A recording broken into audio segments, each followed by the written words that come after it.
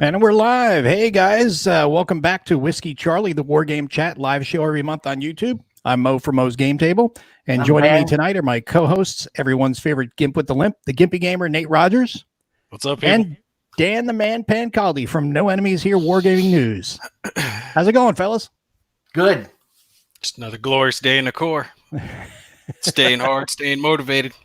There you go. Frosty. You know, I say that to my kid every night before he goes to sleep. I was like, what do you need to do? And he always looks at me. He's like, stay hard, stay motivated. Nice. Future That's Marine cool. right there. Hoorah. Training him young. Hey, that's why it's not just, training them for military service. It's just life. Yeah. Don't be soft. I don't want him to do something like join the Air Force or something. Well, hey, it might not be a bad gig when you think about it nowadays because they get all these drones going. They're talking about pilotless aircraft and stuff. So he could just sit at home and be like playing Xbox. Yep. That would be weird. Hey, future warfare, man. Wait, right, what was that movie? There was a recent movie or a show that had that. The guy was piloting a drone and he was having like PTSD over it because he was killing people overseas. Yes, that was, oh, damn it. What the heck Jack was it? Ryan, wasn't it? It wasn't Jack. No, it wasn't Jack Ryan. Ryan Jack or whatever it is. No, it wasn't the Jack Ryan show. I don't think it was someone. I can't remember what it is, but I know what you're talking about. He was freaking out. And they were two pilots and they would exchange $1 every time they got a kill. Yeah. Yeah. And the one kind of freaked him out. That was Jack Ryan, wasn't it? I don't think it was Jack Ryan. I'm trying to remember what the heck it was. I don't know, man. I'm almost thinking it was that one with Billy Bob Thornton, Goliath, but I don't think it was that. But the subplot of that was he went over there and took all his winnings that he had won. He just went on a lucky run at the casino. He had all this money. He went over there and gave it to the family of the guy he killed because he was not a terrorist. Yeah, and remember though, there's that weird scene where he gets with the swinger couple. Yeah, that was strange. That was weird. It's like, okay, bang my wife, but I'm gonna beat the hell out of you afterwards. Like, okay, who gets off to that? I don't know. Not me. Definitely strange. Definitely very strange. But so how'd you guys' weekends go? Nate. It's been a busy couple of days actually. The wife got hurt. She might have to have knee surgery, so we're hoping that goes okay. Oh, that's right. I read about that. Yeah. So yeah, she's having some problems with that. We're trying to kind of take it easy on her, which again is why I'm running around at the last minute. So that's been keeping us busy. And then our little girls had some doctor's appointments, had some stuff, holding her down. So between that, it's been a busy time. I haven't been able to film as much as I usually do. But I just finished Agents of Mayhem, and it's kind of paused right now because they don't have the Solitaire expansion released just yet. Remember we had talked about that with Uva? Yeah. So when they release that, I'm going to film some more of it, show off some more stuff. How do you like the game, Nate? I like it. I mean, if you're into miniature skirmish stuff, yeah, Agent's great. I like the board game better than I like the video game. Really? Yeah. The mechanics of the game are solid. If you're into the miniature stuff, it does really well. It's got the 3D type terrain. And one of the points that I made about it was, all right, so if you do some miniature stuff, kind of like 40K, think 40K or Fallout, Legion, any of those games, you have to kind of create your own terrain or buy nice terrain. Well, with this game, you don't, because it's, the cardboard and it's just screwed together to make it a height, so you get the same principle, the multiple levels, the 3D terrain, without having to put in all the huge time investment involved with it. I kind of compared it to Core Space. So that's part of the reason I liked it. Core Space or Space Core? No, Core Space. Do you mean the one you had played previously? Yeah. That huge thing, right? Yeah, it's pretty big. I'm going to be filming that one actually again here very soon as well, because I got some more stuff coming with it. So I'm going to be, I don't know, I've been on a miniatures kick here recently. I've been hitting a lot of miniature stuff. But it's my little guilty pleasure is the miniatures games. Well, there's nothing wrong with that. No. Whatever you enjoy the most, that's what you should pursue. What about you, Dan? I was quiet. I tried to do a bit of filming, but like today, I tried to do a bit of filming. I wanted to do some D-Day Dice and the expansions, which I think it's a real cool game. It's very simple. And this is for the Dice Tower. But no, what I did is I turned off my computer and I went to play Fallout on the PS4. There you go. Nice. Not 76, right? No, what's wrong with 76? I hear bad things about it, man. They didn't do very well with the release of that. They it didn't have anything that made the game Fallout. You know, if they had just made Fallout 4 and made it multiplayer, people probably would have been okay with that. But it was such a stripped down skeleton version of what Fallout is. And then they I keep getting this update. Lenovo keeps telling me shit. Like, stop. You guys don't hear that, do you? No. We hear a little ding sound, yeah. Yeah. Yeah. I don't know, it keeps doing that. Sorry about that.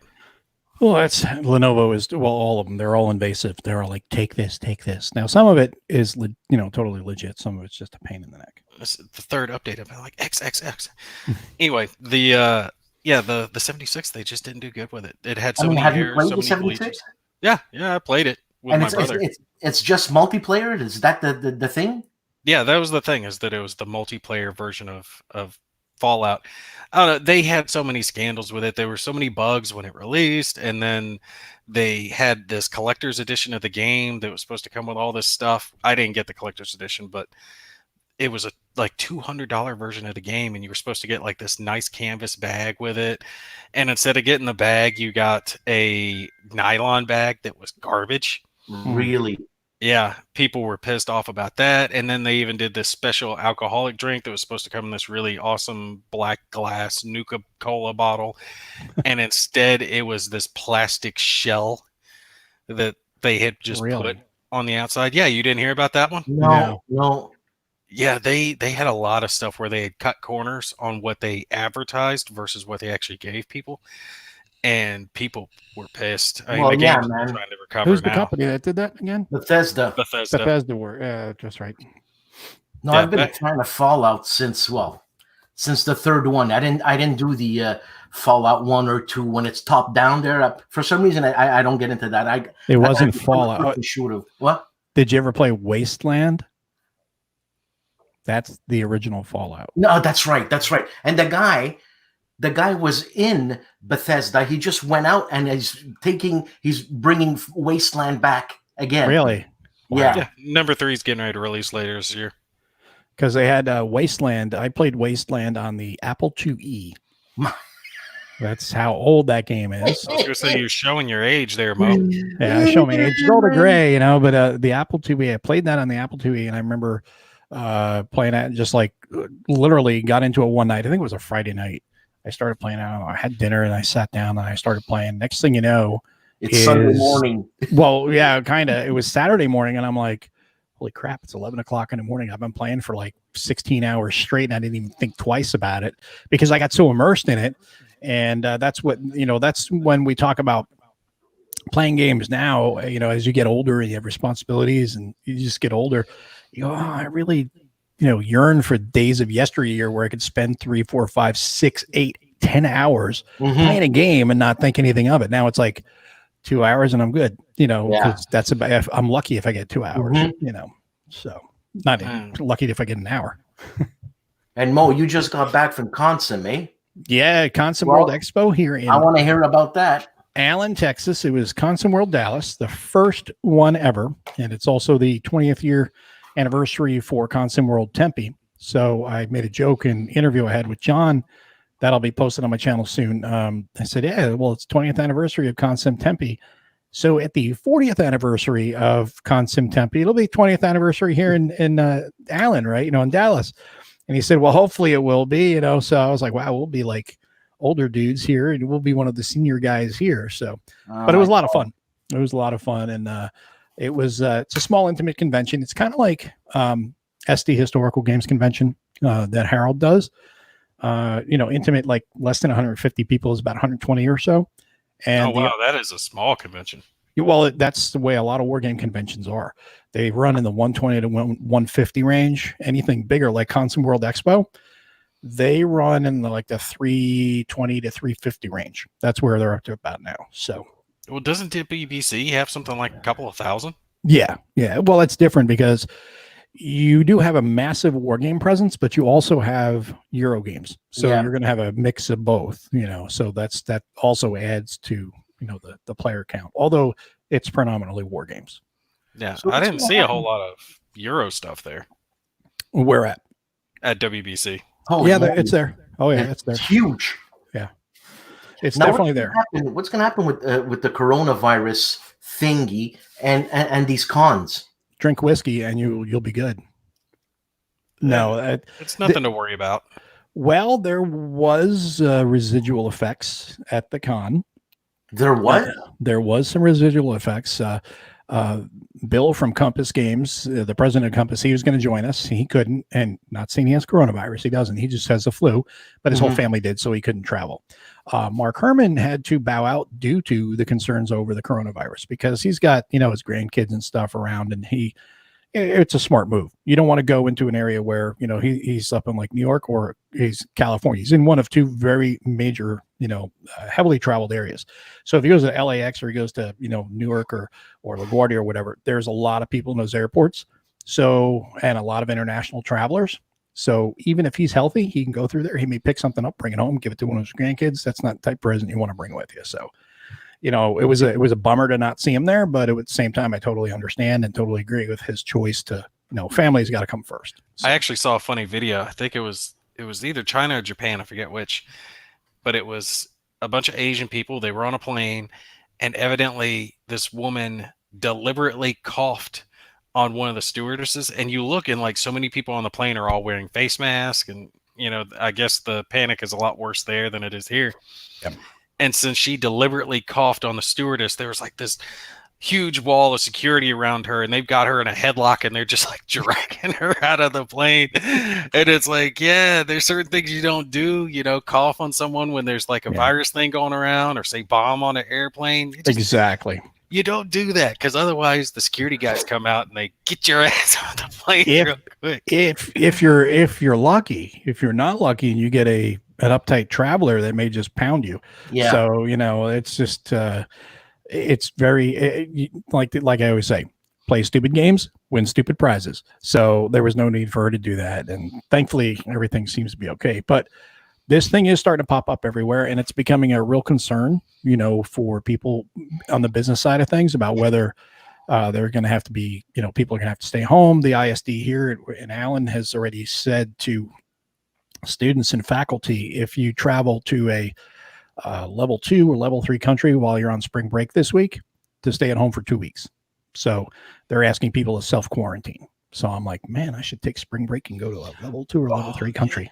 My wife was telling me some story that either she read or someone told her about, where this guy was told to self-quarantine, and instead of doing that, he went to a bar, and he was like, well, if I'm going to get it, I'm going to give it to everybody else.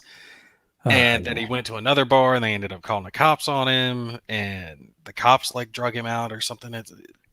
Some people just want to see the world burn. It's like, what the hell are you thinking? I think there are some people that just think it's funny.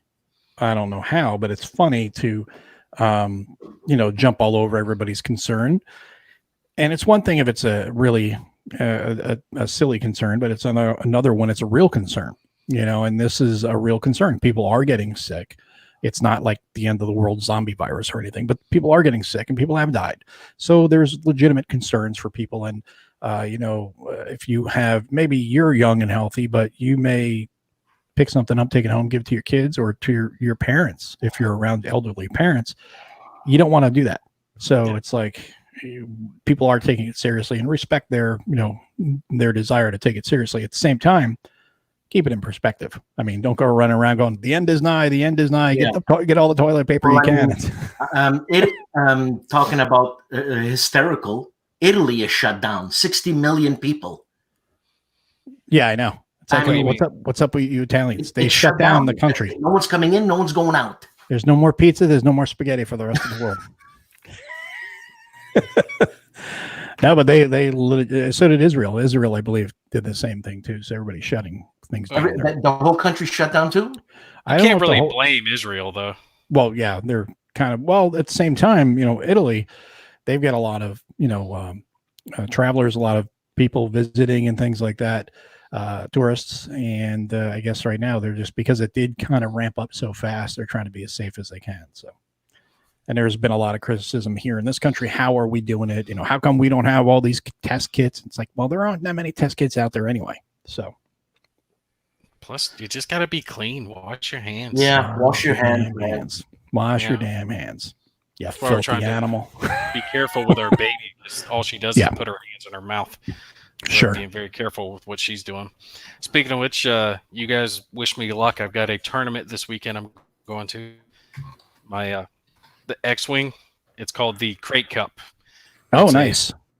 4-player teams in the tournament, and pretty much all day tournament. If we have to play Sunday, it's because we made the finals, and which we actually made the finals last year. So wish us luck. We did pretty well.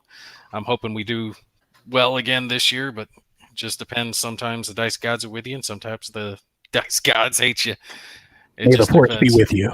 You're going to be filming this? No, you guys, anyone who does want to watch it, though, you will be able to watch it. Gold Squadron Podcast. It's on YouTube. They stream on YouTube and Twitch, and they give away stuff for anyone who does play X-Wing.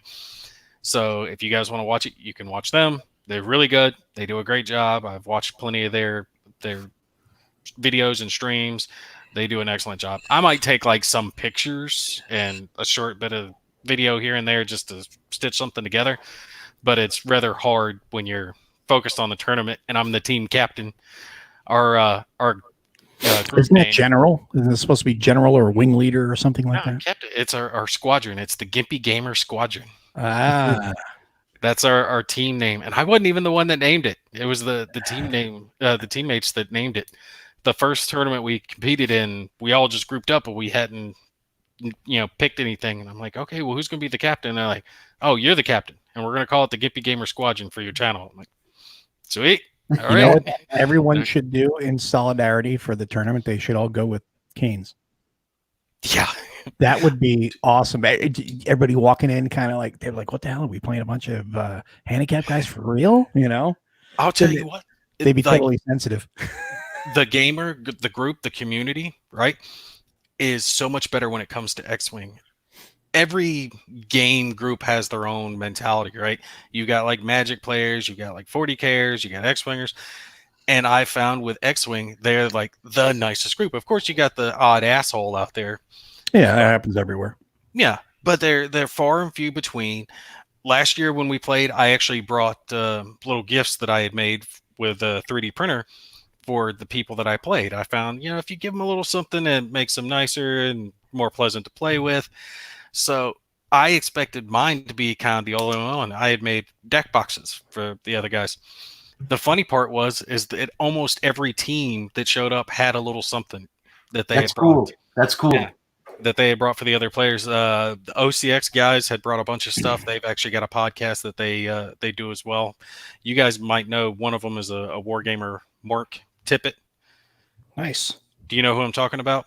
The name sounds vaguely familiar, but does he have a channel or? They do. I think he's just affiliated with OCX. Okay. But they've got a podcast, and I think they operate on YouTube as well. But yeah, good group of guys. They play there. A lot of groups play at the tournament. But great guys. They're all friendly, with the exception of that one that I made a video of because he was an asshole. Really? Yeah, go watch it. I made a video. It's called "Don't Be That Guy." Oh, it's on now? It's on my channel. It's been up for like a year. Wait till after the show, though. Don't watch it now. Yeah, We're going to be laughing and all while we're doing this thing. Well, I tell the story of what happened, and the guy made some bad moves, and instead of just taking the loss on the chin and going on his way, he threw his templates and broke his templates and was kicking up a fuss. It's like, no, would you call that a template tantrum? Yeah, pretty much. The one that got me was the guy that I'm not trying to sidetrack us too much, but the guy who quit in the middle of a game, and he was the kid who's actually playing with us. He was only like 10 or 11 at the time. He's 14 now, so he's lost the baby face. Mm-hmm. He's my buddy's son, but it was great because when he was 10 or 11, he was really good at the game, but people will take it easy on him. They're like, oh, he's a kid. I'll go easy on him, and he just tear him up on the table. But the guy had lost, right? Or he was losing. And instead of finishing the game, he's like, yeah, screw this. And he picks up his stuff and he just storms off in the middle of the game. It's like, who quits on a game with like an 11-year-old? Like, what kind of person does that? I can't Tommy stand- Template Tantrum. That's who does it. I got no words for something like that. It's a game, first of all. Yeah. No, the guy doesn't play anymore. No. Well, he took his template and went home. But Joe posts here. He says, he runs prisoners all day in the Brooklyn courthouse. He's not worried, but a lot of his brethren are. So Joe stays safe. And, in New York City, that's a pretty large place with a lot of, people from all over the world. So definitely be safe. And also running those prisoners too. You're getting all walks of life there. So definitely be safe at all times. And hopefully everything this will just end up being something we laugh about, like Y2K. It's like, hey, we'll all have t-shirts. I survived coronavirus, Yeah. Or as I've been saying, the beer cold, but, or the beer virus. And then we have Joe asking, any cool new games at CSW? Yeah, talk to us, Mo. Talk to us. Well, we had, I played something new to me. A couple things. One was Front Toward Enemy. I don't know if any of you guys have played that at all. I've heard it, but I can't remember it off the top of my head. It's the tactical game from MMP, Vietnam. Oh, And, front towards enemy. Yeah, Front Toward Enemy. Yeah, of course, yes. Yeah, you know what's written on a claymore? Yeah. You mean like this game? That one. Yeah. I didn't hear you well. I should have called it Back to Friend instead of Front Toward Enemy, but Yes. or Back Towards Self. Yeah, it's the coronavirus meeting there, Ardwolf. If you have made it in, that means that you are okay. If not, drink whiskey, you'll be good. That's Dr. Mo saying that. But played that. That was the first game that we played of it in the con. First game I've played of it ever. And did the E&E scenario, which is the first one, Evade and Escape.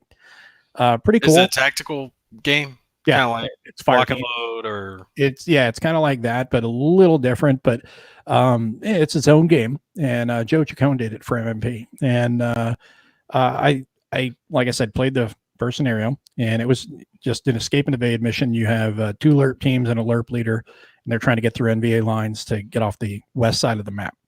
And NVA sets up first, and then the LERP team sets up. And, there's limits where you have to set up, and then you just basically try to punch a hole through and try to get out. Well, the key is moving through the jungle is tough, as you'd expect, but you can also go through trails. It's like road movement in any other game.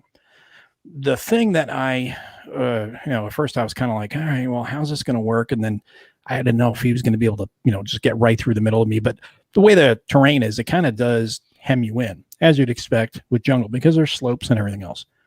But by the end of it, we were playing it. We ended up I just kind of squeezed him down and then took him out. And as expected, he was totally outnumbered. He took the LERP team. I took the NVA. And I liked it, but at the same time, I'm like, I have some concerns with it because I think it's kind of cool, but it seems like you get these 2 giant, beautiful maps. And to move, it only comes with 2 maps. Well, you only need 2 maps. They're big. They're big maps for a tactical game. Think about it. Kind of like how old school tactical is. That one only came with 1 or 2 maps, right? Kinda, but but you're also going through jungle, so that limits your movement and things like that. So you're having to move around, and there's concealment stuff which I haven't gotten to yet. But my concerns about it are, if you are going to move and travel distance to get anywhere, you have to double time to get there quicker. When you double time, you exhaust your troops, and exhausting them doesn't make them ineffective. It just makes them less effective. So it's one of those things where I'm seeing it. It's like, wow, is this going to be one of those games where to get anywhere, you got to run your guy, exhaust him, spend a turn to unexhaust him, or keep going. You can't double time him again, but you're going to have to like unexhaust him, every other turn or something like that. Double time him again. You're going to spend time, kind of almost wasting time to get somewhere just to get into contact.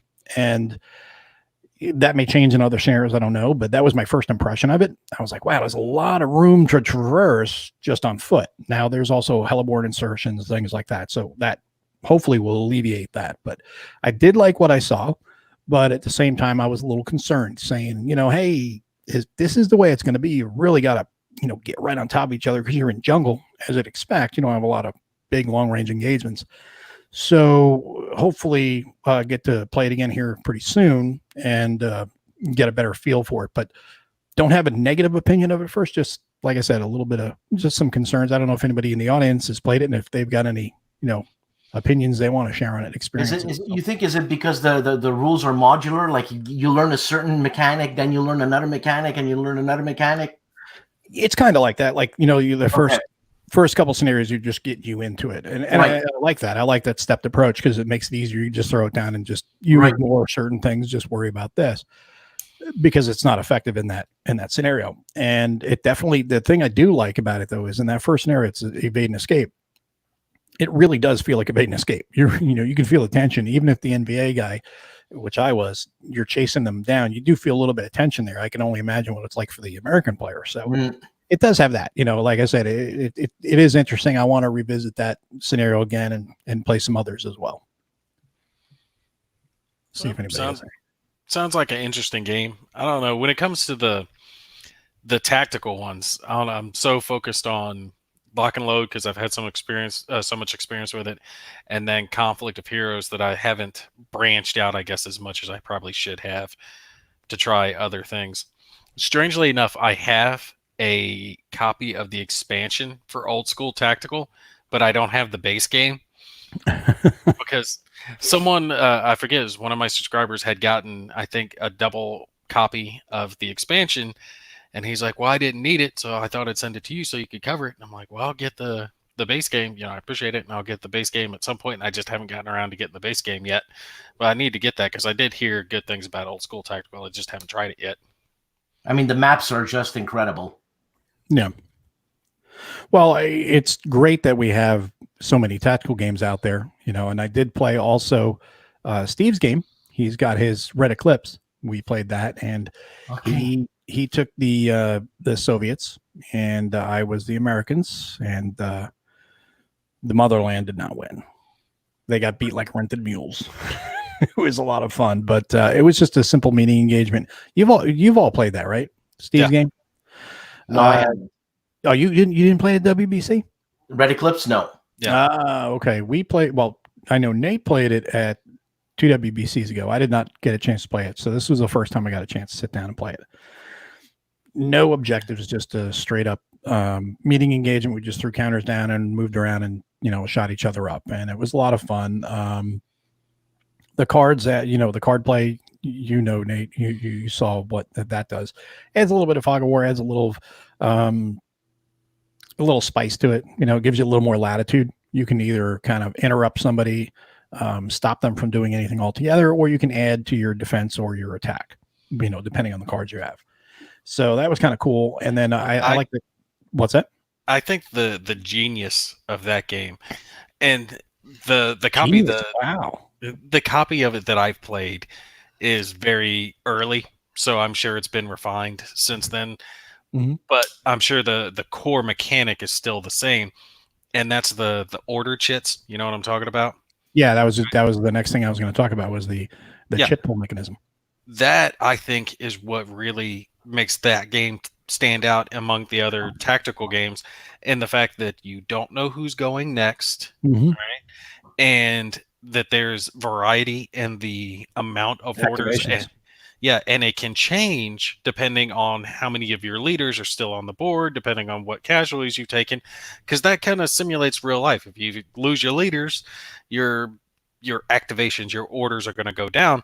So I really like that mechanic. I think that works very well thematically when it comes to the game. Well, I think the game we played, it was like the Russians had like 2 or 3 chits, but they had larger numbers on them. The Americans had something like 4 or 5 chits, but they had smaller numbers on them. So the Americans might activate more often, but they're not doing as much when they do activate.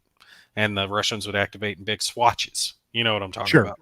Yeah, well, I mean, it kind of fits it models in a way the Soviet and American doctrines, the differences in the Soviet mentality and the going back to the Cold War, which is what this is during a hypothetically hot war in the 80s. The Soviet doctrine is very centralized. I'm the platoon leader, I'm the company commander, I'm telling you to do this, and everybody does it. Whereas it's a little more decentralized in U.S. military squads and platoons. There you get your orders all the way down, but the fire team leader is just as capable sometimes, but depends on the leader. Depends on the leader. But your squad leaders, fire team leaders are generally schooled enough to where they should be able to at least interpret things a little, well enough to where they can continue on compared to their Soviet, counterparts. So that's pretty cool. And you get X amount of, depending on how many leaders you have and their values, you get that many chits based on this chart that you pull from. And then the chit pull allows you to activate. And then, like Nate was saying, you have different numbers of activations, 1, 2s, or 3s, and you can only have 3 activations maximum before you have to stop and the other player has to get an activation. So it's not like you're going to just get wiped off the board without being able to do anything. Crap, I brain farted out. The thing that got me with the game, shit, I'm sorry. My brain's not working. Keep talking for a second. Let me get my thought back. Mo, what other games did you play, man? So we did that, and then also I finally got a chance to play Next War Poland. We went right to the advanced game because me and the other guy who was playing Rich, we have played, the basic game, the base game, the basic rules, I guess you could say. We'd both been wanting to play the advanced rules, but haven't had time, haven't had a chance, and at the same time, it's best to learn with another player. So we did that. We set up, and we were ambitious. We set up the whole thing. Oh, we're going to play, and we didn't get through the whole game because, the setup alone took a while. So that was, kind of and it was towards the end of the con, so we were a little tired. But we did get to go through the air phase, the SOF missions, everything. And I don't know if have either of you played the Next War series? No. I've got one. I haven't played it yet. I think I've actually got Next War Poland. Oh, you do have Poland? Okay. Because if you have been curious about it, anybody in the audience that's not played it has been curious. Next War India Pakistan is kind of like the Cuba Libre of Coin. Everybody says, "Oh, I've never played Coin." Like Dan over here is like, "I want to play Coin, but I'm afraid of it." It's like, well, no, try Cuba Libre. It's pretty straightforward. That's what everybody advises. It's the same thing here with the Next War series. It's a lot more manageable. It's smaller, easier to play. But the base game itself, the basic rules, make for a damn fine game, a really good game. Then you get into the advanced rules. Then you start getting into the air war and allocating air assets for air superiority and strikes and interceptions, and you have special forces teams that go on raids. They paint targets. It's pretty cool, and that's before you even get to the ground side of things. So there's a lot to do. Time out for a second. I wanted to point out something. Sorry to interject, but Rough Swordsman Wargamer, I've watched some of his stuff. Like him, he just said hey in the comments. I like Rough. Yes, I'm sure you do. Hey, but yeah, just anyone who hasn't watched his stuff, go check him out. He does good stuff. He does great stuff. Welcome aboard, Rough Swordsman Wargamer. Where'd you come up with that name anyway? Post it in the chat. And I remembered what I was going to say earlier, so while he's typing, I'll tell you. Squirrel. One of the things that I liked about it was the fact that the solitaire gameplay works so well. Because some games, they might play well, but they're only going to play well with multiple players, right? With at least 2 players. And I'm always looking at it like, does it play well in the solitaire component? Yeah. And I think the Red Eclipse is going to do real well for solitaire play, since you don't have the knowledge of who's going to, for the most part, you don't have the knowledge of who's going to go next and how much of it's going to activate. So even if you don't have a solitaire expansion, just that little bit alone, the chip pull mechanic, gives you enough to just two-hand it, play it by yourself, and have a good time with it. Similar to the Nations at War series, the World at War 85, the way the cards and the chits work for that. There you go. Well, I see Todd's joined us here. He may have been in here earlier and I missed, but Todd, question: do you have the robe, aka smoking jacket, on? I almost feel like we need to have like something like blazers or something. Look all. We bring him on the show sometime. We got to have like blazers. You got to dress up and like pipes and stuff. You're like, oh yes, how are you, Dad? How are you today, Nate? Have we looked at you guys can see yourselves just like I can see myself. We're not the guys that do that. Oh yeah, well, I mean that's why webcams are a little blurry. Otherwise, we all have faces for radio. So, but yeah, so if you have been curious about Next War, there's 4 games in the series now, and there's a 5th one on the way with Vietnam. And the coolest part about the Next War series is they have 2 supplements done, and there's a 3rd on the way. So it expands the game even further. The first supplement adds in cyber warfare, so you can add cyber into your advanced rules and stuff. And I think it's only in advanced rules. I may be wrong, but it's in the game. So you have. Are there hidden units, fog of war, stuff like that? No, everything is, at least to the best of my knowledge, there's no hidden units. You have to detect. So even if it's there, to be able to hit, you have to try to detect, before you can strike it. So I can see that you've got this unit over here, but I can't hit it with a missile or an airstrike. Well, a missile really, until I've detected it. So it's kind of like the spotting mechanic. Kind of like that. Yeah, kind of like that. So there may be, Mitch may come up with some sort of, or may have one for the Marine War College that he's worked with for that, where he does have some sort of refereed or umpired, way of hiding, playing double blind. But as far as this goes, yeah, double blind, I think, for people playing, it might add a little more complexity, over time, I should say, so it works great the way it is. And, but you have cyber war. And then for the supplement 2, they've added in counterinsurgency. So the cool thing is you revisit the scenarios you've played in the other games, Korea, India, Pakistan, whatever. But now that battle is over. The scenario is done. Now you're dealing with the counterinsurgency after you've won the peace. Now you've got to fight and keep the peace. So I think that's pretty cool that you have a lot of aspects of all of these scenarios that you can explore. Yeah, I don't like fighting to keep the peace. It's always harder than just fighting. Yeah. Well, that's why it's in there, because it gives you another dimension of work, to work through. But the other thing that's cool about it is it shows that in a conventional war with any of the major, countries nowadays, I'm not talking about just dealing with the insurgencies and things like that. I'm talking about like, China, India, Pakistan, Russia, the United States, Germany, Canada is even in there, Dan. You'd like that. All of the nation's forces, once you get into these engagements, the attrition rate gets pretty high pretty fast, because we have really become very efficient at killing each other. So the weapons platforms that are in use today are pretty darn good, and they're used by pretty well trained people. So yeah, the attrition should be high in a very short period of time because of that, and then the game reflects that. I think Americans don't realize that we don't realize, the general public, I mean, the amount of casualties we would really incur if we were up against a significant force. Oh yeah. Like Russia, China, something like that.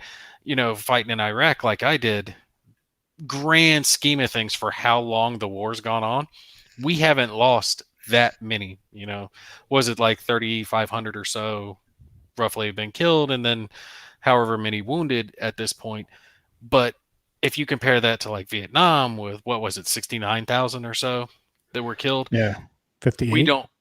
We don't lose near as many as we did in prior wars. The equipment's so much better. Yeah. The body armor protection, all this stuff. But if you're fighting an insurgent group or lower class army that doesn't have that type of equipment, you're not going to incur those type of casualties.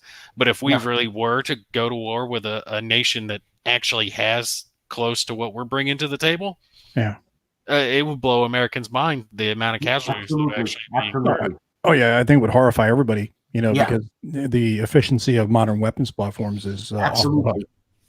Yeah. So Todd did say that he has donned the robe, and the robe compels you, which is actually a nice segue into a little tribute to Max von Sydow. The power of the robe compels you. Anybody gets that reference? Great actor. Nobody gets that reference? I don't get it. Am I too young? Have you not seen The Exorcist? Father I've Marin, seen the it, power but of Christ compels you. I've seen The Exorcist, but that's been like years. Max von Sydow plays Father Marin. Yeah. One of the greatest films ever made. Greatest cinematography, sound, everything. It's just it is still the scariest horror movie made. It's just a great story. I mean, great film. the filmmaking is just, amazing on that, and stands the test of time. It's from 73, and here we are, nearly 50 years later, and it's still just an amazing, piece of cinema. So there's a comment by Mark Russell. He says, thanks for introducing him to Red Menace. Have you guys played this? Do you know about this game? Not yet, but I wanted to. I did see you talking about that, and that did pique my interest. So I want to check that one out. It's just a fun game. It's like the Russians spawn. They're spawning here, and where have you located your air force to go? Is it there? I think it's a real fun game. It's a solo game. Who's it from? It's the company. Game Crafter, isn't it? Well, yeah, I think he's self-published by Game Crafters. The guy, the designer is Brent Ward. Nice. And I mean,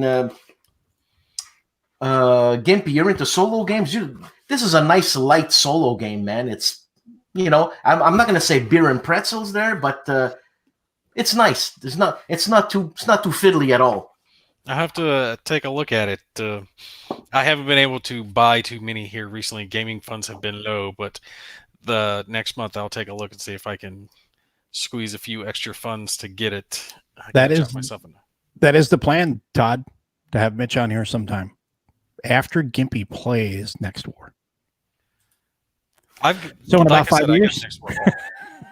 What's that? I can't tell you how many things.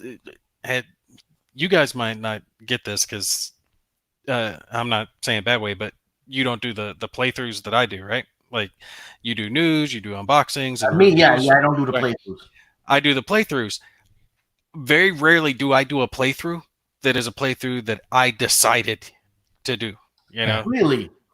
Yeah, most of the time the playthroughs that I'm doing are ones that someone has sent me and wants me to cover. Like that, I would say that's 80% of the ones that I'm doing. So what happens, Nate, if you're playing a game that you don't like, man? I'd say what I don't like about the game. Yeah. I don't know. I wouldn't want to invest that amount of time into something I don't like to do. You know what I mean? I have more free time to dedicate to this than most do. And the big thing that, like I said, started me into it is when I was first looking into wargaming, I couldn't find many videos that actually showed the game itself. And that's what I wanted to see. So that's why I started doing it, because I wanted to see the game in action. So I'm not doing anyone a favor if I start playing the game and go, I don't like it, so I'm just going to stop. I got to play it at least to a portion. And very rarely do I play the game the entire way through, just because that would take 30 or 40 videos. I don't have that amount of time to dedicate to it. But I'll try to put at least 5 videos into it or so, just depending on the length of the game, to cover the majority, the basic gist of the game. So someone could look at it and say, well, this is for me, or this isn't for me. It depends on it. And there have been games that I've played that haven't really struck me as something I like, but it might just be not for me. And I've told other people before, like there was one, I'm not going to name the company specifically off the top of my head, but I liked most of their stuff, but I didn't like this one game. And I told people the truth. This one isn't one of my favorites of theirs, but if you're into lighter stuff and you don't want as much complexity in your games, you want more of a family type game, this one could be for you. If you want something deeper, then I would probably skip this one. I'm honest with people about it. Sure. Right. You got to be. I just don't see myself putting in the effort into like doing it. I just can't. I'm personally, I can't. I gotta like what I'm doing. If I don't like it, wow. I think you need to learn how to express your feelings a little better, Dan, because I think you're repressing your emotions there. No, it's just I can't. It's because he's Canadian. They don't yell and cuss at each other. He's our angry Canadian. He's our resident angry Canadian, as we joke about. And speaking about yeah, he says these vids are a little slice of board game goodness, and thank you, Robert. We really appreciate that. And then he went right into, some Canadian stuff there, talking about Strange Brew, eh? Marks of Beauty, eh? Yes, we say A. I say A all the time, but it's not in the accent that you're saying it, Mo. That's way more East Coast. I was going to say that's either further East Coast or, that's way further East Coast. Yeah, way further East. Yeah. So what are you? Are you West Coast? No, Are you West Coast? Eh? I'm East Coast, but But he's Montreal. There's more East happening, you know. Yeah, he's the Quebec speak is different. That's like they say they don't say another or mother. They say mutter, another. They almost sound like. Do you not say that? It almost sounds like New York City, like toity toit and toit. You know, it's like that. You know, you got the another thing. Let me tell you another thing, eh? You know, again, you gotta come down to Montreal to. It's like you're in Europe. I don't think Canadians would like me, man. I don't go very many places without a gun, and I think Canada frowns on that. Yeah. You know, you gotta be prepared for whatever could happen. So. Mo knows how it is. So Todd says he watched The Exorcist for the first time by himself in a dark apartment. Very bad decision. Flipping freaking out. Todd, what's the matter with you, man? That's a great movie. No, that I want to watch it with my daughter, and my daughter's like, no way. She can't even look at a picture of Linda Blair's eyeballs popping out. It's not even the effects, which are fantastic. One of the scariest scenes that always gets everybody, and I think it's genius how it was done. When she pees on the floor. No. It has nothing to do with it. There's nothing graphic at all on the screen. No. It's the scene after Father Karras goes in and records Linda Blair, and she's speaking in English backwards, and she's just talking blah, blah, blah, you know, growling and stuff like that. He's listening to this thing after the linguist had, you know, spun it around and played it, you know, recorded it for him forward, and you hear all these different voices saying, let her die, fear the priest, all these other things that are being said. It's kind of mishmashed together, and he's listening to it on the tape, and he's bent over listening to it, and all of a sudden, and this was, you know, set this way by the sound guy, the phone rings, and it is super loud. You know, it was, and when it doesn't matter the volume you have on a TV, that thing just boom, and it makes everybody go, oh, like that, because it builds that tension, and boom, it just pops you with that, and you're like, holy crap. Man. The original jump scare. Yes, it was just, and it was brilliantly done, and there's a lot of things like that. Plus, if you ever watch a documentary on the movie, how he got away, Billy Friedman got away with stuff that today would have got him locked up.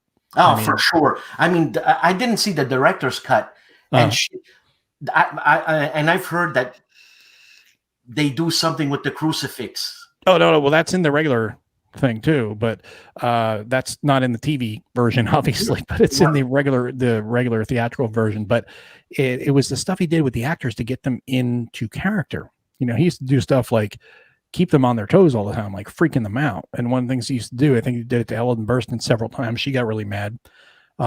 He would go up there to try to get her, you know, acting all harried because she's the mother of, you know, she's Chris McNeil, the mother of Reagan, and she's supposed to be freaked out. Her kid's possessed, you know. So he'd talk to, you know, he'd kind of have her on edge all the time. And he'd say, oh yeah, hey Ellen, let's look at this page 2. And as he's talking to her about the script, he'd behind her head, he'd pull out a freaking starting gun and he'd shoot off one of those blanks to make her jump. Well, he was putting her into that tense mode, you know, and then to get the most out of that he could out of his actors on screen, and it really did show, you know. And I'm not saying it's a good thing or a bad thing to do that. I'm just saying the lengths he went to. It's pretty cool, you know. So when you look at a movie like that and you look into the background of it, it's kind of fascinating, I think. Whiskey Charlie now with more movies. Mark Russell, you're a friendly Canadian. You said you're Central Ontario. Mark, are you going to be going to the convention? I forget the name of the convention in Ontario or in Ottawa. Oh my God! Can you guys have conventions in Canada? I mean, do you have enough people to actually constitute a convention? Maybe if you bring them in from everywhere. Well, our conventions are not nothing compared to WBC. I'd love to have a convention like WBC. Nothing like Origins. I don't think I'd want to do an Origins because no. I mean, 50,000 people, man. Really? You know, it's a Rolling Stones concert. 70. Yeah. So. No, I couldn't do that. Origins or what's the other one called? You're talking about the one Essen. Gen Con. Oh. As well. Both of those are so big now that I couldn't do it. I mean, I'd get knocked down by so many of the people there. It's just not like a friendly, easygoing atmosphere, and that's what I'm looking for. And And it's no, WBC is friendly. You got space to walk around. Yeah. Which is There, why you should I come, can't Dan. even imagine. I can't even imagine. And the one in Essen, what's it called? Maple The Leafs. Spiel something. There's over 100,000 people. Like what? Yeah, but it's the UK. It doesn't count. Maple No, Leaf no, Stanley Essen in Cup Germany. Parade. Essen's where? In Germany. Oh, Yeah, it's I in was Germany. thinking that was the UK. Oh, Essen. never mind. Essen. I retract my previous statement. 100,000 people. Yeah. That's still too many, man. I couldn't do it. No, yeah, you're kidding. I don't like that. I So enjoy. I'm too old for that. Mark's going to go to Toronto for got to say it in the proper Canadian say breakout. He's going to go to the breakout con. I forget what it's called. Oh my God. I know Gilbert Collins goes there. He's been going there since 1972. Yes, there was the Death Ride Normandy was there at CSW Texas. Have you guys played that Death Ride? No. I saw. I want to try that because it looks like high end, like really chromy, something that I could dig my teeth in. Who designed that and who's publishing it? Shit, I can't remember. Grognard Sims. Yeah, Oh that's my God. Yeah, it is. But it's expensive, and I can't decide There's if I a want to reason pull the why it's trigger on it. expensive. It is expensive. It's there's a lot of stuff, and there's a lot of rules and a lot of time you'd have to invest to play the game. Now, I think that is probably the guys who play that and play the Death Ride series. I think they probably put ASL guys to shame. Because I think that playing that game, once you get into it, that is kind of a lifestyle game. Well, see, that's There's part of so the much reason to it. I want to cover it because it does look deep. It does look interesting. Yeah. And I've tried to look up to find some other videos or information on it, and there really just isn't very much, and I figure I can't be the only one out there who'd like to see a more in-depth playthrough of the game.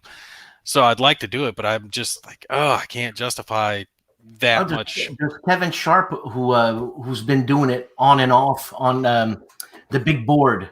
Yeah. I haven't seen it on his. I must have missed that he was covering it. And I'm assuming that's the game because No, Jaws of Victory, I think, is what you're thinking of. no. No, he did mention something about that's right. He did Right. talk about Death Ride. Yeah. I'll have to take a look. I haven't looked at it in a hot minute to see if he did it. You want to talk about some rules? I bought this. This is from 1987. How much you pay for that? I paid 250 pennies. No, it was $25. Nice. So it was what, $750 Canadian? We got to make Canadian jokes here. Sorry, guys. But and we love you Canadians. Dan knows how much I love Canadians. I'm a hockey guy. So, but we've got. You want to talk about rules? You have this one is the base rules are 64 pages or something like that. 64 pages, and then you have the intervention games, which is another 40. Then you have a 40 some odd page scenario book. So there's plenty to read in this one. That actually reminds me that I've been thinking about covering something older here recently if I get a little time. And it's one of the ones that I got when I first got into the hobby of that game by Victory. What was it? I think it was Victory Games Carrier. Yeah. Yep. You know what I'm talking about? Yep. That's a solo game. Yeah.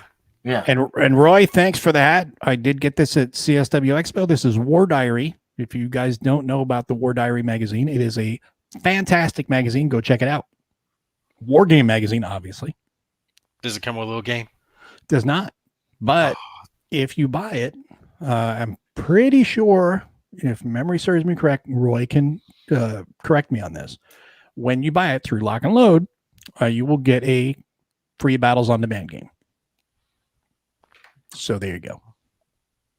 Sounds like a plan. And then Steve says Death Ride is just core level Panzer Blitz. I've got Panzer Blitz. I got a few of the Panzer Blitz. I got Panzer Leader, but I don't have Panzer Blitz. Well, we'll let Robert start this off. What's happening on the big board, Dan? I'll tell you what's happening on the big board. Oh, you gotta get quick, man. You gotta be quick. It's a live show. And then Robert joins in and says Carrier was Victory Games. So yeah. I've been thinking about just jumping on covering something a little bit older. Like I said, I don't get to decide very often what I cover. Usually, it's the designers and publishers who are deciding what I cover. But what do you got? What do you got, Gimpy, as games, older games? Oh, a lot. Like I said, carriers on there. Damn, I'd have to do. You got any Avalon Hill? I might have a couple. There's that one that it's a like 8-player multiplayer game from like the Napoleonic era. What's it called? Like Empires or something like that. Or Napoleonics don't. No, I'm not sure on Napoleonics, to be honest with you. That is one of those ones that is like. I know that's sacrilege to some, but. And actually, I'll show you guys this. Hold on, you'll talk while I grab it. You know, do you This have is another one of the games that I got at CSW Expo. You know, I don't know. I love that game. Second edition. I've never gotten it, so I figured I'd pick up a copy. I just enjoy the simplicity of it. Last Blitzkrieg. Oh, yeah. Last Blitzkrieg. That was actually the last thing that I got from the Wargamer Pay It Forward. Nice. They did their Christmas giveaway, remember? And then the group shut down right after that. Mm-hmm. And I, put my name in for a couple of them, and I actually put in one bid for the last Blitzkrieg. I was like, yeah, I want that one too. So I'll toss one of my free bids on there and see if I get it. Won that one, so I was happy to go out on a high note there.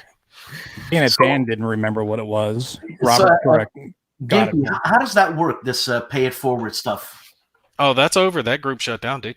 But I mean, how does that work? Like what? You buy a game for somebody, and you hope someone buys a game. Trade. No, it was great when it was going strong. I got a bunch of games from that place. So you would take and someone would offer up a game as an auction, right? And you would bid on it, and you would just say dibs, and say 10 people dibbed on it. They would do a roll off. Whoever won, they would let that person know, hey, you won. They would have 3 days from winning. At that point, they would have to put up a new game within those 3 days, or not a new game, but one of their games of equal value, roughly, to offer up. So you win one, you give one. But let's say I don't want to give any of my games. I like my games. Well, then you don't dib, because that's the way it works. And there were a few people who did that shit too, that dirty shit, where they would dib on something, win it, and then not return the favor. Not yeah, no, that's not cool. No, you got an older game we could play, maybe at WBC. Being that we'd need that much time to be able to play it. Isn't that a really difficult game? Enrico Viglino. It's a long game. Callendale just did a playthrough. I think he's still playing it. It's been 2 years. Sounds Steve about right. Fire in arms. You are right, Steve. And then this was the last one I got at CSW Dallas. No, This is White Dog. They fell like stones. Before you go off over it, that the Vietnam one that Mo was just showing there, the new version of that, I'm hoping they corrected it. I do believe they sent out stuff to correct the problems they had with that, but there were a lot of errors off the new version. Like my review on that game. What new version? That one. Oh, you're thinking Hearts and Minds. Hearts and Minds, yeah. Isn't that the old version of Hearts and Minds? No. This is Vietnam 65-75. That's totally different. I thought it was like the prequel, or not prequel, but like the first version of that one. No, am I thinking of a different one? You're thinking of a different one, yeah. Sorry. That's all right. Yeah, regardless, yeah, the newest version was not rated high by me. And one of the cool things, I do remember you talking about that. There were some issues with cards and some counters. They did correct cards those, and though. counters. Yeah. And then the solo rules are kind of a mess. Well, it wasn't just that. There were so many things that could have been alleviated for just ease of play had it been put on a player aid instead of left in a rule book, because nobody wants to have the rule book sitting out on the table. If you need that information, it needs to be on a player aid or on the board. And that's what showed me that the solitaire version was not play tested, not before they, shipped it. And I'm not trying to hate on the company, but that's an easy fix. If you just try it out, you could see this is a pain in the ass. We need to put this on player aid. No, but it is, but whatever. Joe says his Dawn of the Zeds is as big as rulebook, maybe 30 pages now. I'm Third going to edition. guess that he has the second edition, not the third edition, because the third edition has like 3 rule books or something. Yeah. How could it be 3 rule books? There's not that much. Because they break down all the steps and all the expansions, everything. I don't know. Too much. I think that was too much stuff for nothing, man. You know, Really? I really enjoyed the second edition a lot. Yeah. You know, I love Herman's games, and I really like that. When they came up with the third one, there's too much bling in it for no reason, man. You know, A lot of people like bling. Well, there is one game that I had an interview with John Kranz, and one of the games that he talked about, and I think it was kind of mentioned, they kind of let the cat out of the bag a couple months ago, but now it's kind of jumped the queue, and it should happen very soon, is Air and Armor from Compass is going to be getting published or republished here in the next few months. So anybody who's been a fan of that or been looking forward to that, you can expect that pretty soon, because that, as John said, that jumped the queue. So that went ahead of other games. It went ahead of where it was supposed to be in the queue. So hopefully by summertime, maybe, I'm going to guess. Oh, wait. I just got the Battle of the Bulge, John Butterfield today. Really? Yeah. Was that a By John Kickstarter? Butterfield. Yeah, it's remember the old he did a digital game, Shenandoah.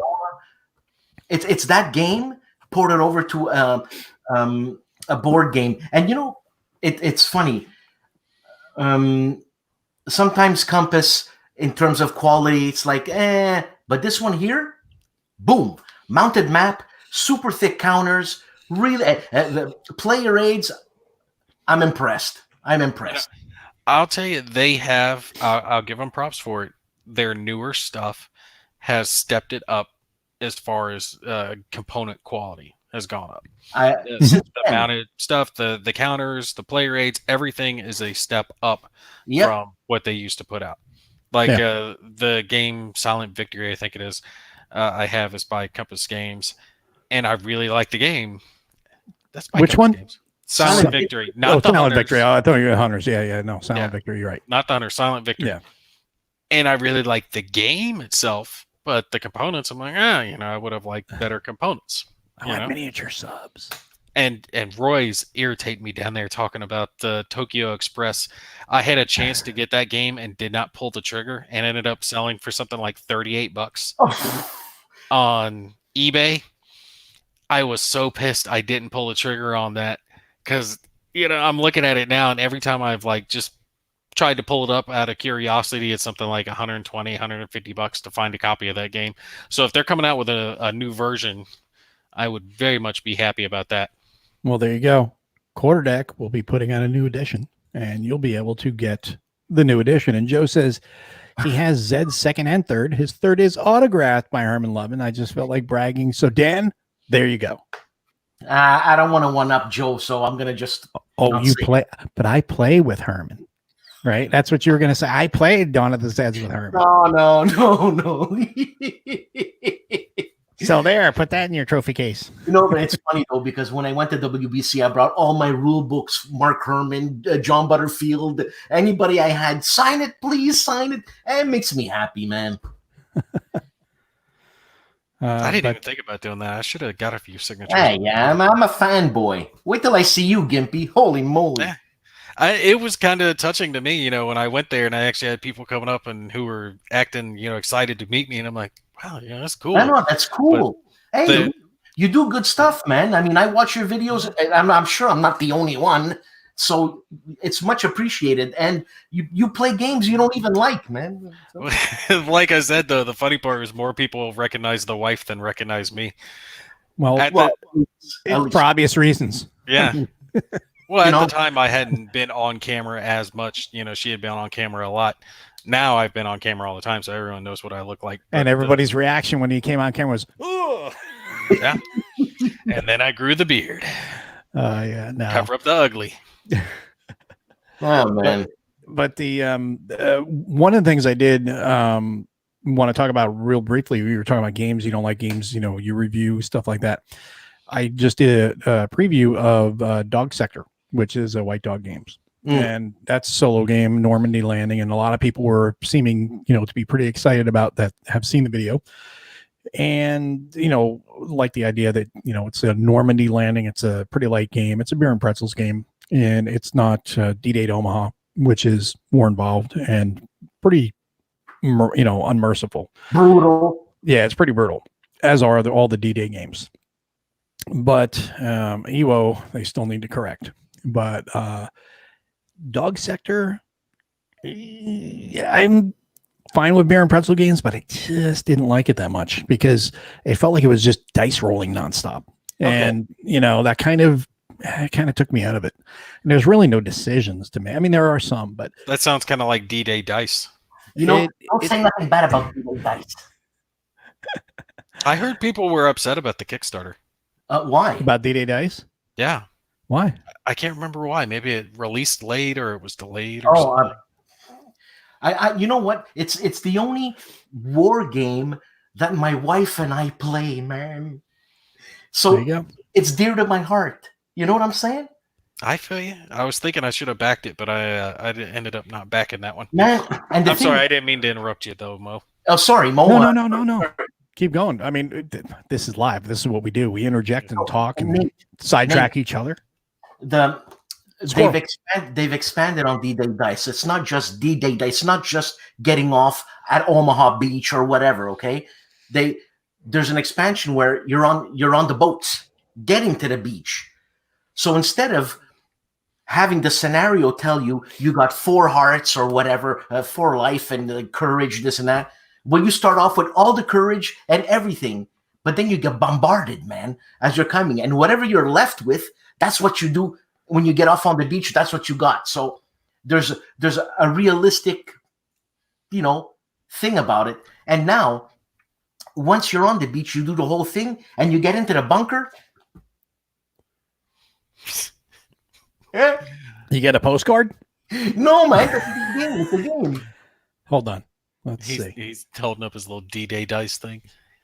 Inside the bunker. That's cute, man. So when you get into the bunker, you gotta fight the Fallschirmjäger or I don't know, Fallschirmjägers, whatever.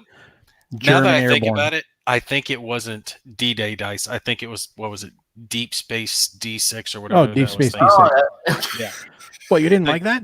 No, I think that's the one that was running behind or not delivering. Okay. Because that was actually a decent little dice placement game. It was fun, but going back to Dog Sector for a moment, it's a beautiful map. I mean, it really looks nice, good components. You see it in the video, but I don't know. I felt I wasn't as blown away. I know some people really enjoy it, and that's fine. I'm not saying it's a bad game.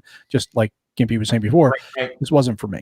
It just felt like a little too much dice rolling for what it was. And after the setup, which isn't tough, but you got to put all these pieces out and you're playing, and I'm like, all right, I'm just rolling and guys are dying. It's kind of like, I know some people may put some hate on me for this, but I know Dan will probably get mad, but I can't recall the name of the game. Herman's game. It was one of Herman's games. It was the Mark Civil Herman War or game. Herman Levin? No, Herman Levin. It was the one with the Civil War. I can't remember, where you're trying to get across the field. Oh, the solo game. A magnificent. Yes, in magnificent style. Yeah, played that like a couple times, and well, that's what Crowbar is. The mechanics. Yeah, I just, it didn't do much for me. Crowbar is the one by What's Its Games? Flying Pig. Flying Pig game. It's a Herman game. Yeah. And it was just, I don't know, I just kind of felt a little let down. Not let down like it was a bad game. It wasn't for me. Just kind of like Dog Sector, not for me. And other people love it, and that's great. I mean, everyone loves different games, And it's funny. I don't know about you guys, but I'm sure a lot of people feel this way. Once you get to meet the designer like Mark Herman or Herman Letman, you seem to like the game just a little bit more. It's just, Oh Well, yeah. that's what I told David all the time, that I think it's smart that he surrounds himself with YouTubers and reviewers, because it's much harder to be brutally honest if you don't like something, if you like the person and Absolutely. you don't want to hurt them. No. And like I said, it doesn't mean that you won't be honest about it, but you might not tear him a new asshole either. Well, You you know. shouldn't be. I mean, that goes back to the whole, reviewer discussion we've had in the past, and other people have had it too. It's like there's a level of decorum that you should have. I mean, if you just want to be a jerk, just to be a jerk and rip someone a new one, it's like, you know what, it's going to come back on you someday. And if the game is really a total piece of garbage, sure. I mean, if they have screwed the pooch on it, the rulebook's a mess, the counters are jacked up, the maps are screwed up, the game is just terrible. By all means, be brutally honest. Do you have one that fits that category, Dan? Brave Little Belgium? There was a reviewer that shall remain unnamed, who reviewed this, and they didn't like it. Yeah, but he trashed it a little bit too much. Really? How could you not like that game? Well, I mean, I shouldn't say not like it. It's not for everybody. What? We were talking about the person who trashed this game. I don't recall who trashed it. Yes. You were saying something. Someone trashed it real bad on Twitter, and that's when I checked it out, and it was like, holy cow, man. I'm trying to remember. I liked Brave Little Belgium. Yeah. Oh, no, I like the game. And I mean, when you get to meet, Ryan and Dave. Oh, yeah, they're great guys. They're super guys. So you like the game even more. But this person, who shall remain unnamed, man, destroyed it. It's one of those games. It's not going to be for everybody. Some people will like it. Some people won't. I think it's a lighter war game, but everyone doesn't want ASL. No, and I don't want ASL because I know I'm one of those. I'm an addictive. I've got addictive personality, so I would probably buy everything in ASL, and I spend millions of dollars. Well, then never get into X-Wing. Seriously? Never get into X-Wing. You'll be like me. You'll buy a bunch of X-Wing and it'll just sit in the closet because I've not played it. I bought that and I bought Armada too, and I just never had a chance. Oh, no. Yeah, no. That's my new houndstooth. Yeah, no. Dan he messaged me because I had asked him a question. Who was it? And he says, oh, and that's why he's doing the whole. And I was like, oh, well. Yes. What, is he pointing at me? It wasn't me. No, it wasn't you. It was nobody. Somebody else that really has no business discussing war games. I'll just put it. Oh, I know who you're talking about. Gimpy. Okay, so come on. What? I'm not going to say anything. Yeah, but really, and I, that'd be like one of us going in there and tearing apart an 18xx game or something like that. So, well, we don't play those games. So if you're going to tear that apart just to be a jackass, well, so yeah, Brave Little Belgium. Brave Little Belgium's a fun game. It is a fun game, and it feels a niche, right? Just like, okay, what's that game? Rifles in the Ardennes, right? Yeah. From Tiny Battle Publishing. It's a good game, and one of the things I like about that game, right, is that let's say you're on a business trip or something, and you want a game to take with you. That's a great game you can take with you on a business trip. Oh, yeah. Brave Little Belgium kind of fits that. Something that you can fit in a small package. You can put out on a little desk table if you're in a hotel or something like that and play and have a good time with. No problem. Every war game doesn't have to be friggin' D-Day at whatever or, No. I've got that on pre-order. And I'm still waiting on it. What's the name of it? The Pocket Landships? Yeah, Pocket Landships. I pre-ordered it from Miniature Market. You're talking about exactly this game. That's what you're talking. And it's fun. I like it. When is it going to arrive? Damn it, I want to play it. I've been waiting on that shit. Yeah, no, I played it and I was like, man. And you know what? I had shown this on the Dice Tower, and Herman Lutman says, hey, that looks like a cool game. I want to buy it. But it is a cool game. It's a fun little, put it on your, I'm sure you could play this on an airplane. I'm sure you can, the little tray, and It's dice rolling. It's fun, man. It's fun.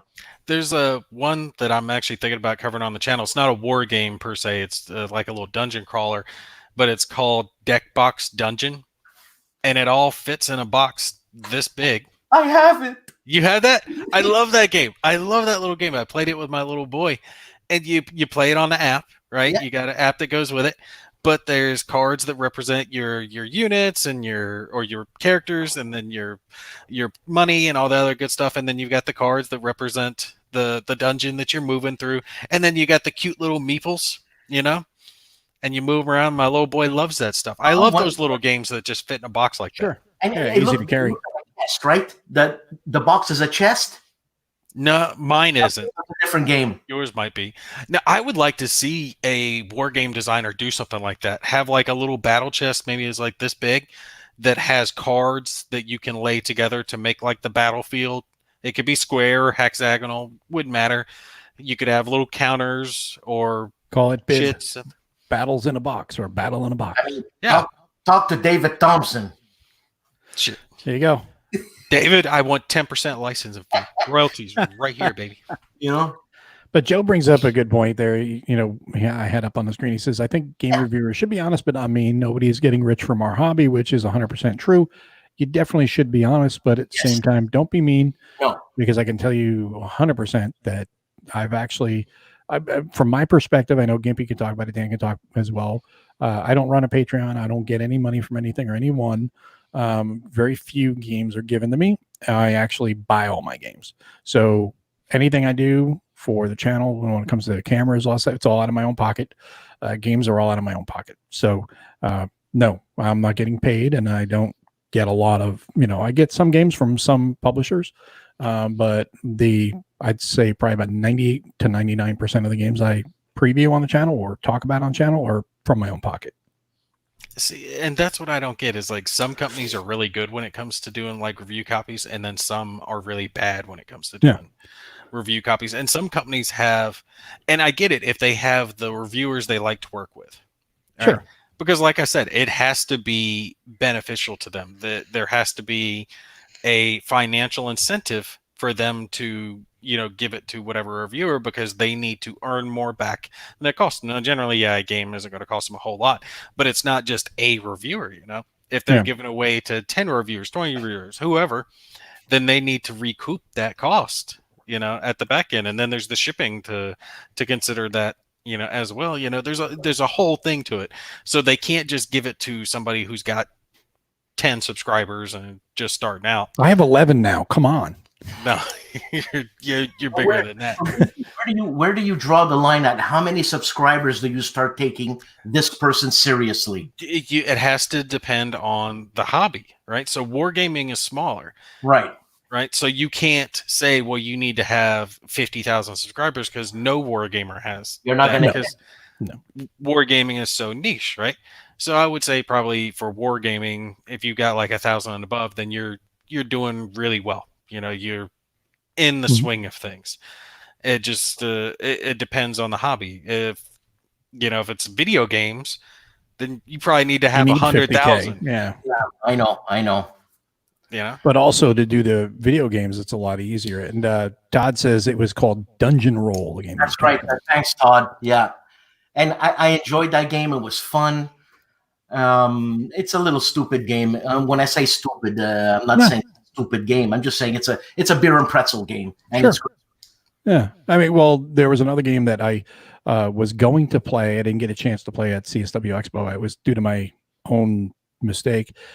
The Spring Forward thing threw me off, and I woke up a little bit late. I got 20 minutes late to the con Sunday morning, and they didn't even waste any time. They just jumped right in with the alternate. I was like, wow, thanks, guys.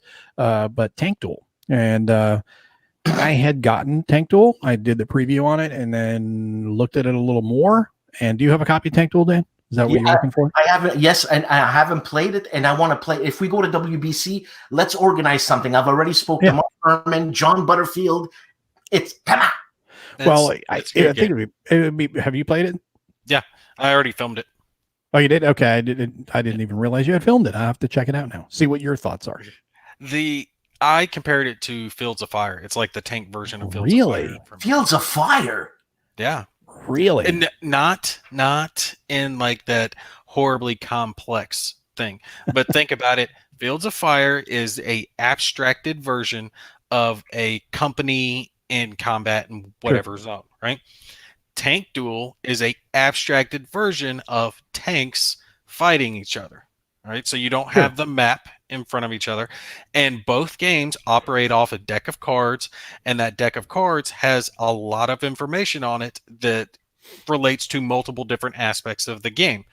Both of them operate like that. The Fields of Fire, you know, you had your numbers at the bottom, you had to pull for grenades or for fire. Tank Duel's the same way. You had to pull, check your number to see if you hit, pull to see if you actually penetrate, and then check to see what part of the tank that you're hitting, and then whether or not you're getting a critical hit or a regular hit, where it got damaged. So the gameplay itself might be very much different, but the core mechanics are very similar. Okay, I see what you're saying. Okay. Isn't it up front like that?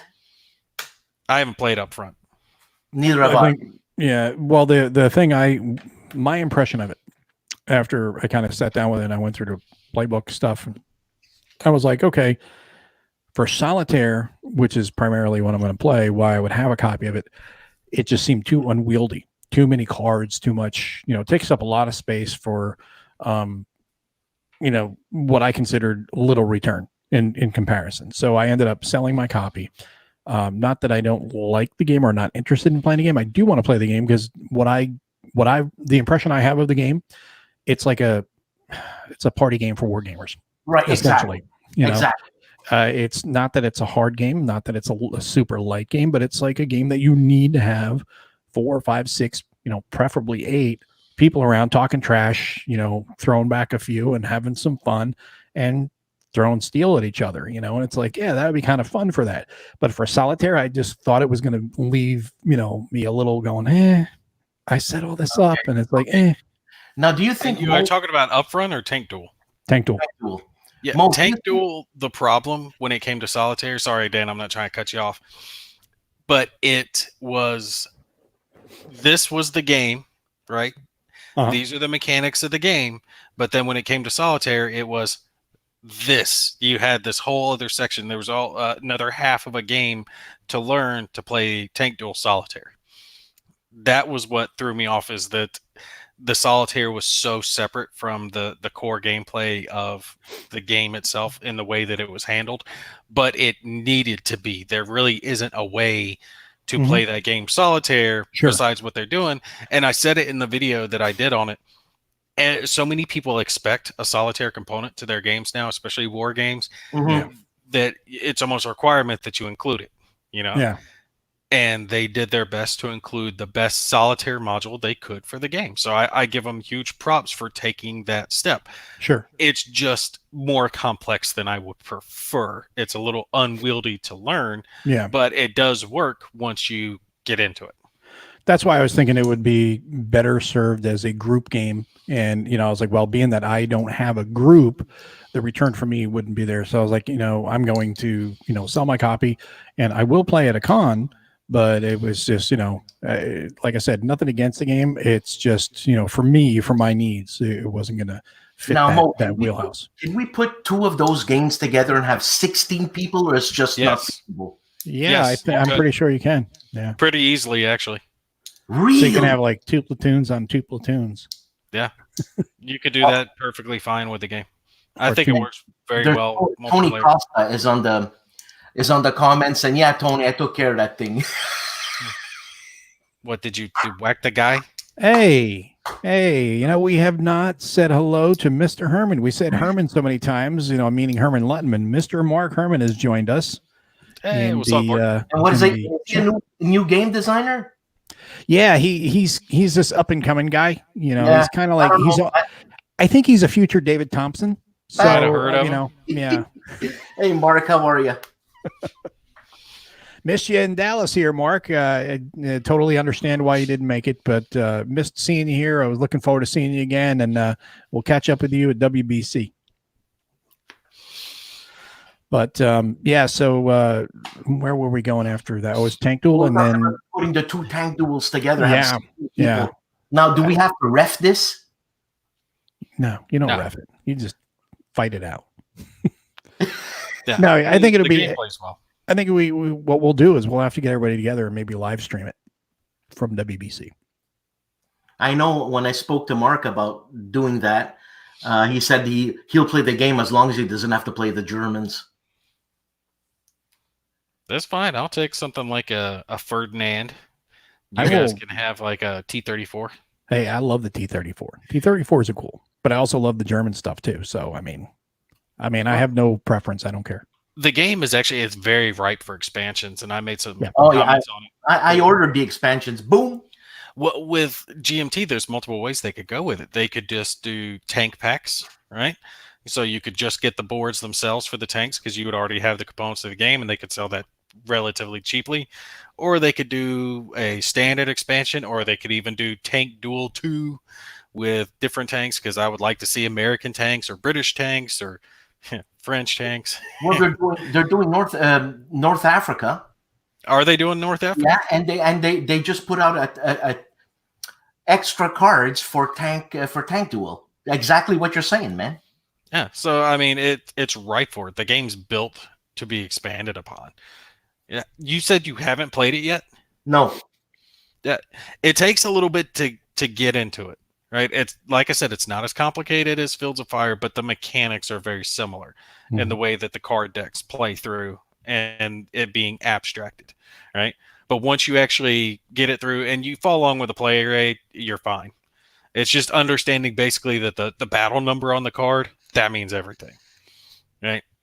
Yeah. Well, that's why I said it hits me as like a social / party game for wargamers absolutely. because That's the way I saw it. now I don't mean it like some of these party games for Euros where it's really super light, and it's just deduction or whatever, but it's a party game for wargamers because we like to blow stuff up. So Yeah, it's not Secret Hitler.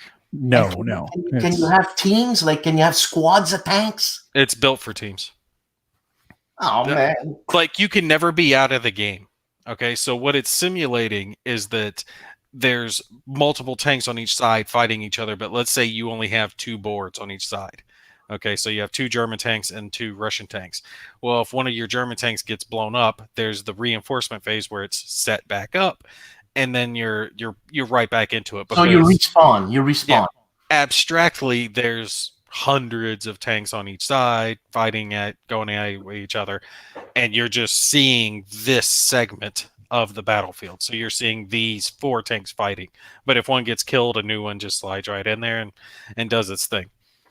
For me, the problem was keeping track of like flanking and stuff like that, because you could have 2 tanks flanking each other, which in your mind is 2 tanks facing in a direction pointing at each other's side. Now, does it get detailed? Like the Germans had radios in their tanks back then, and the Soviets didn't. Does it get that detailed where we can't communicate? I don't think it's quite that detailed. Okay. A lot of that's just abstracted. That, for example, the Germans were better at shooting, so their tanks tended to have better range, better hit numbers. But the Soviet tanks, at least as far as I played it, seemed to have better armor. Okay. Theirs was slope, so the slope T-34. armor, yeah, that's right. Yeah, T-34 was better than the Panzer IV as far as taking a hit. Right. The armor value was a little higher. Well, that's how you increase your armor value. Just have that front slope on that, and that's gonna increase your armor quite a bit. Yeah. What are you playing with there, Mo? This is from Mark. I picked this up this weekend.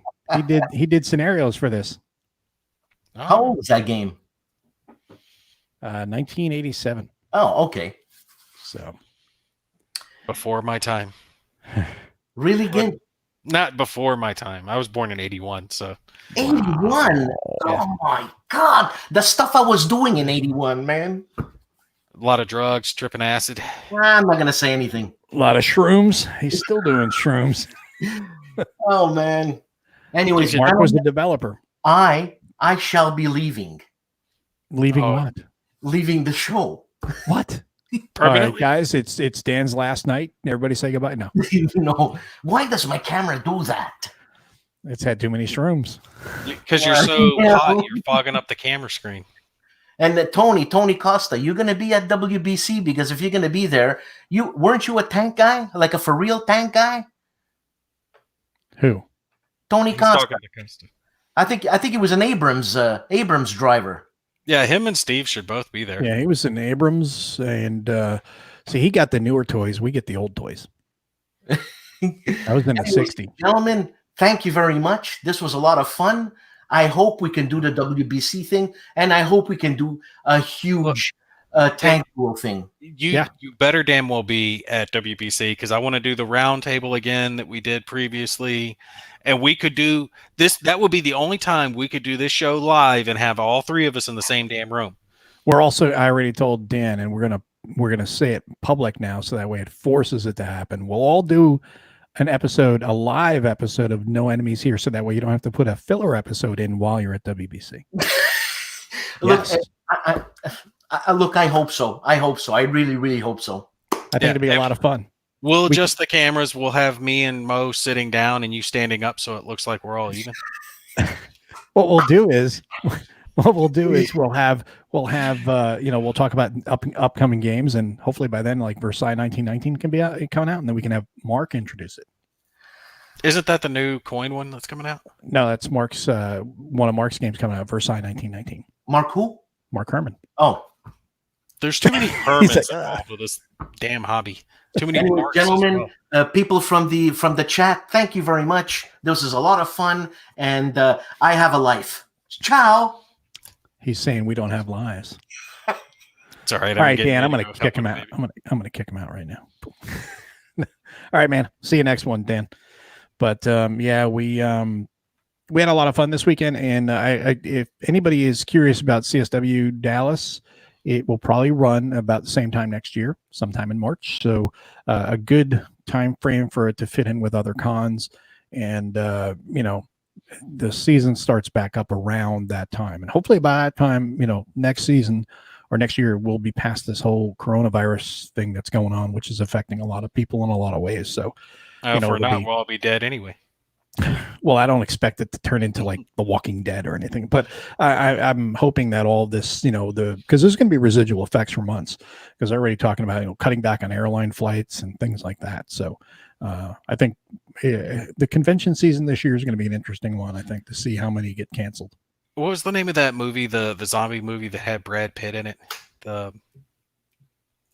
The shit. World War Z. World War Z, yeah. You know the part of the movie where he lands at the military base and there's the military guys and they're helping him get back to the plane? You know what I'm talking about? Yeah. And they're like racing, they're riding the bicycles and everything. I always liked that part where the head guy, the head soldier gets bit and he's like, no, I got this one. Yeah, he went out. Yeah. That's hard, you know that you're going out anyway, so you shoot the zombie yourself and you are the zombie. I'm like, yeah, that's hard. That's a Marine way to go out right there. Yeah, that's crazy. But yeah, Mark's saying it's going to the Printel. So that's a P500, isn't it? Yes. And played it with Mark and the Players Aid guys a couple of years ago at WBC. And we had a lot of fun. Really, really great game. And it looks really interesting. If anyone is interested in it, now would be the time to jump on it, because if it's gone to the printer, it's going to be, hopefully makes its trek back here, and it'll be shipping here in a couple months. So. No. Depends on how everything's things go. getting delayed. I'm sorry, I see, and I'm not hating on you, Mark, but I think that one's going to run behind just because everything's running behind, and it's going to be later this year. It's going to be end of the year when it's getting to people. Well, look, you just said they closed the Marshall Chess Club for at least a month, and that kind of goes in line with what I was saying before about here in Allen. The ISD said to anybody who's traveled over the holiday break here to a level 2 or 3 country to stay at home for 14 days. So they're definitely taking precautions to make sure that if anybody does have anything, that they don't bring it in and pass it around. How can you do that? Let's say someone goes on vacation, they come back, their company's just going to let them stay on vacation for an extra 2 weeks? Well, they're just going to take 2 weeks off unpaid? That's the thing. I mean, I was talking about it with our place today, and I was talking to our CTO and stuff and our deputy CTO about, hey, we need to stress test VPN, make sure that we have the ability to support enough people just in case we have to, if different areas have to shut down or, have pull people back and have them work from home, we have to make sure we have the capacity to do so, because that's always been like a kind of a theoretical. Now we're in a situation where it may not be just theoretical anymore. So, it has to be looked at. So I hope it works out for you guys. Interesting. I'm all fine with working from home. It'd be so much better. The commute's a lot shorter. So that would be fun. I'm trying to decide if Mark is making fun of me or if he mistyped over there. I think you're correct, wimpy. No, he did not mistype that. Really? Damn, I'm not hating on the game. I'm just saying it's gonna be pushed back there, buddy. Wow. I think that is a gauntlet. I think that was the gauntlet being thrown. Yeah. That was the WBC I was at, though. I think you were telling me about that game when we were talking. I just didn't get a chance to play it while we were there. You're off wimping around. The hell, wimpy? That's messed up. That's low, Mark. Now he's saying it's a typo. No, it was a typo. Come on. I mean, I call myself Gimpy. And that was on a whim, too. I went to the wife and I was like, what should I call my YouTube channel? I'll be covering board games. It should be something tough. And I was walking with a cane. She's like, call yourself Gimpy. Okay. Sounds like a plan. Let's go with it. And it stuck.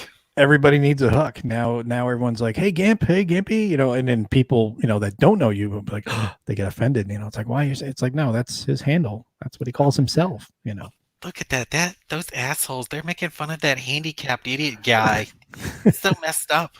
I'll tell you, before you need to walk around with a shirt saying the Gimpy Gamer. That way you own it.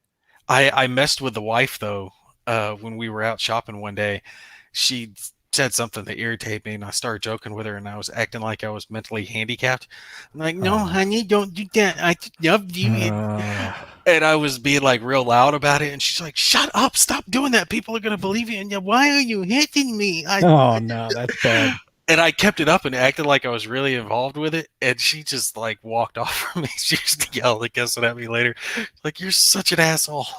Easiest thing for her to do is say, I guess you're gimping home then, because she drives you. So that would be the easiest way to get you. Okay, I'm sorry, honey. That's how you get you in a line. But I was reading about her saying with her knee, and did you get it looked at and see what it was? We got an appointment. Meniscus? We've got an appointment here in a couple of days. Okay. Take her to the doctor. One of our friends is a nurse, and she checked it out this evening for us. Mm-hmm. And she couldn't tell us what it was, obviously, but she's like, yeah, there's something wrong. It's grinding, and she can feel all the fluid that's on her knee. So I'm trying to help her out as much as possible with the kids for now. There you go. And John says, no, handicap is grabbing a scooter at Costco and sanding the backup horn. So and then Robert says, I'll gladly pay you for a cheeseburger Tuesday. A wimpy reference. But so that's the plan. Hopefully we'll all be at WBC. That's the plan right now. And if we are, I would love to do a live, if possible, live stream of Tank Duel. If not, we'll film it and we'll post it. And then we'll definitely do a Whiskey Charlie there. Hopefully we'll also get to do a roundtable with everyone again. And I've been pushing Dan to do a live No Enemies Here show. We'll all just film it there, and mistakes be damned. We're just gonna roll with it and have fun. Yeah. Now that means it probably won't come out first thing Saturday morning, though. That's why I never bothered to set a schedule. I'm like, look, if I'm doing this, I'm on my own schedule. That's one of the benefits of it. And I put out so many videos anyway. No one can complain I'm not putting something up for them, but I'm not going to tell anyone it's definitely going to be up Saturday or it's definitely going to be up Friday. No, I'm just going to work on my own pace. I've got 3 young kids. You'll get it when I get it up. Yeah. Well, Mark says he'll play Tank Duel online. I take it Mark's not going to be coming this year.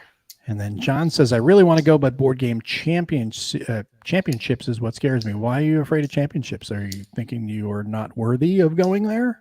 No, John? You don't have to play competitively. It's just going and having fun and talking to everybody. I rarely ever play a game competitive. I usually lose, and because I'm having fun poking around in the system, and seeing what the designer intended. I like to see, hey, what does this do? What does that do? What does this do? Some people, there's a lot of people look at a game, they try to math out the problem or try to look for the way to win. That doesn't mean I don't take games serious. I do, but I'm there to have fun and experience the game. I want to appreciate all the different pieces of the game that the designer threw in there. And at the same time, when I'm playing with people, we're all laughing and joking anyway. So it's there for the fun and fellowship. Well, Mark is going to be there. That's a good thing. Excellent. Yes, we're going to have pretty much everyone there, as long as David comes through and doesn't back out. Oh, that's awesome. Mark says he will be in on the live Tank Duel playing. Whatever you young guys call it. Yeah.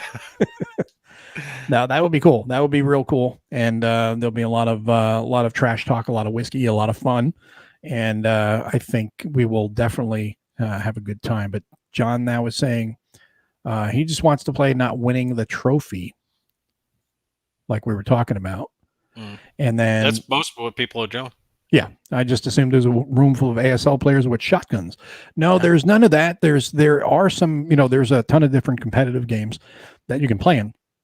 You can jump into any of the competitive games that you'd like to, the tournament play, and people do win, and there are some people that go there to win, and they're really good at those games, and that's fine. That's an option at WBC, but it's.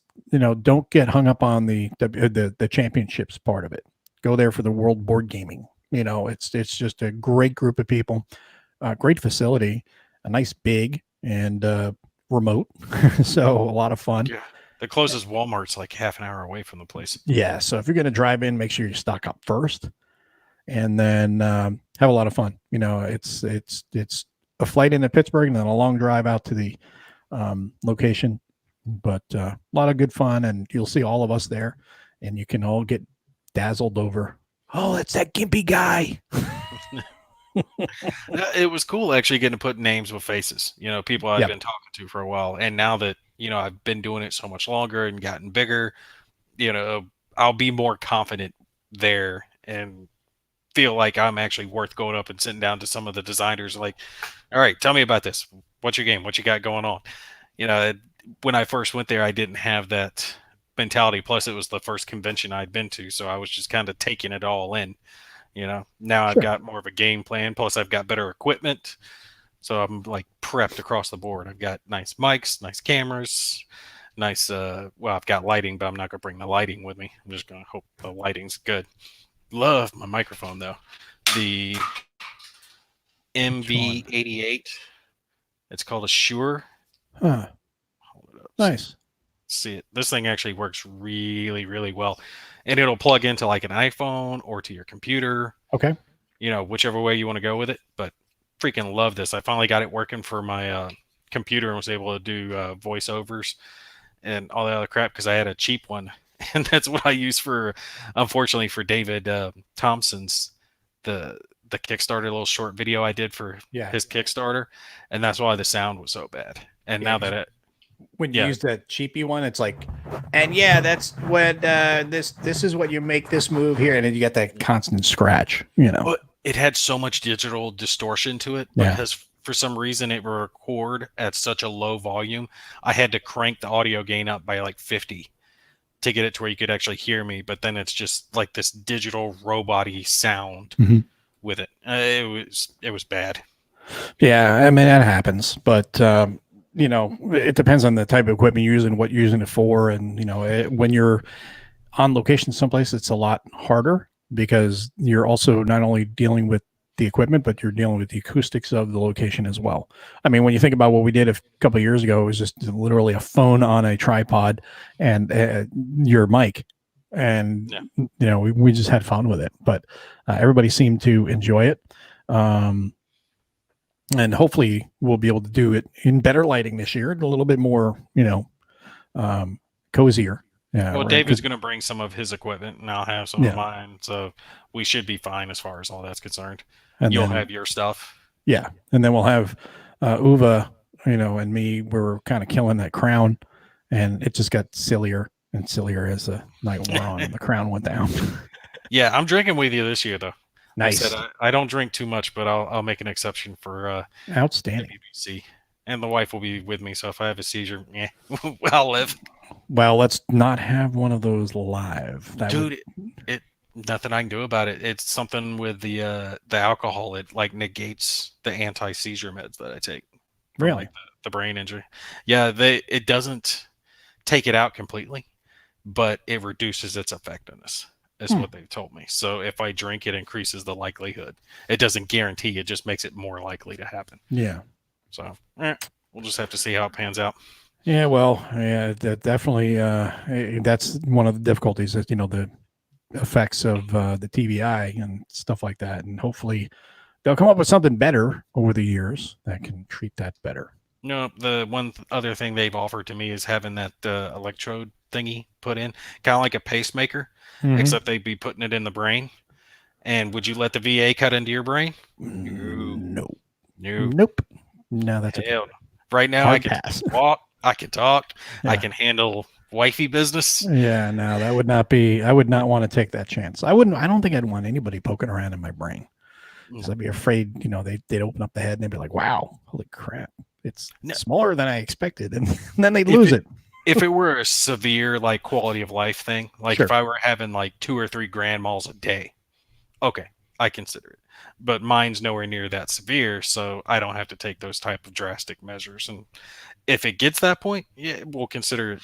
But no, everything is very manageable at this point. Medication, it works. Yeah. Never going to let them cut into my ass if I can avoid it.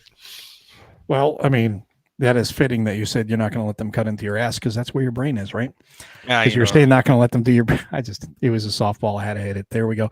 And Jeff says, "Hey man, Mo, you put my philosophy of gaming so well. Having fun and fellowship is paramount, and it's true. And that's where anybody that's looking at coming to WBC or any convention, please do not let the convention scare you, and don't come up to, if you see any of us, come up to us, say, hey, I'm so and so. Awesome. We're going to welcome you. And if you need any help getting around the convention, or, because it's your first time there and you don't know the facility, hey, tag along with us. We'll hang out, we'll all have fun. And that's what it's all about. We're here for a short period of time in our lives. So don't be jerks, just be cool and have fun together. And let's all just have the best time we can when we're at conventions, and forget about work. That's what it's all about. No, I agree with you, man. All right, but I'm going to call it at this point. That's what I was going to do, too. I was going to say that we're going to, call it a night here. We've been on for almost 2 hours. So I really appreciate everybody coming in tonight. Let me say one other thing before we hop off, just for those of you guys watching. So if you're watching, you do get a little heads up bonus. I will be doing another Conflict of Heroes series here very soon, starting in the next week or two. And it will have another giveaway for a copy of Conflict of Heroes with it. So stay tuned for that if you want to win a copy. I can't remember which one it is. It's either going to be Awakening of the Bear or Storms of Steel. It's the one that I didn't give away last time. Definitely. That sounds fantastic. And Mark says, good night, gentlemen. And I wish you a good night, too. And we've got one from John. But I really appreciate you guys coming in and joining us here for our silliness and our little war game chat. And we will get another one possibly next week. Dan was talking about maybe doing something with Rob Warren, the strong man of wargaming, as Dan calls him. Possibly next week. I think Rob wanted to do something then. If not, we'll probably have one in a couple weeks. We'll definitely post it up here and let you guys know when. But as always, thanks for tuning in, guys, and we hope you enjoy it. If you have any comments or questions, post them down below. Thanks for tuning in, guys. We'll see you next time.